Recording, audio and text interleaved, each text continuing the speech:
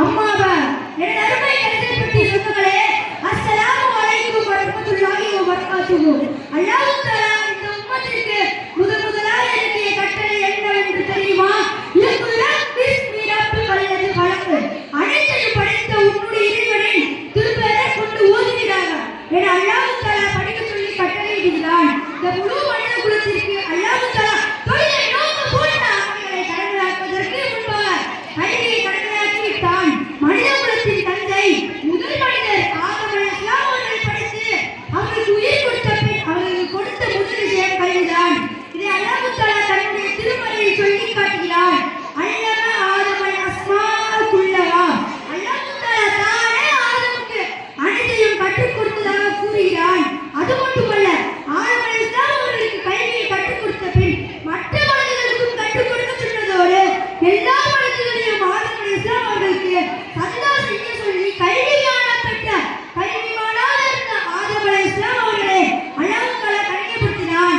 ஆகவே அன்பிற்கானவர்களே, மனிதனை படைத்தது அல்லாஹ் தஆலா மனிதனுக்கு முதலாவதாக ஆகிக் கொடுத்தது கல்வியைதான். அந்த கல்விதான் மனிதனுக்கான அடையாளம்.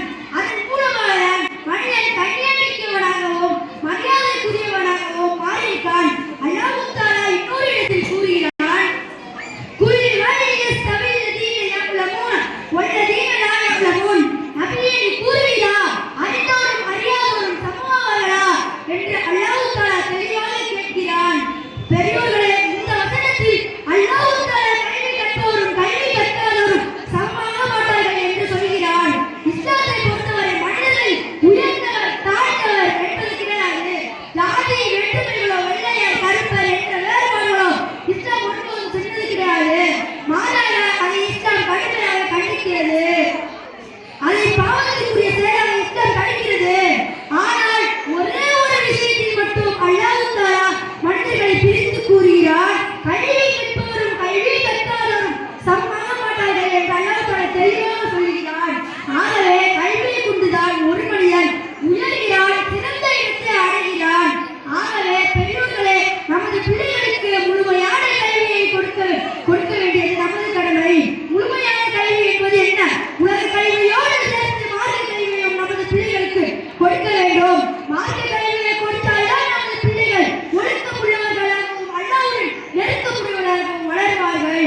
குறிப்பாக தாய் தந்தைக்கு துஆ செய்யக்கூடிய நல்ல பிள்ளைகளாக இருப்பார்கள். நமது பிள்ளைகளுக்கு முழுமையான தீனை கற்றுக் கொடுக்க வேண்டியது நமது கடமை. சிறந்த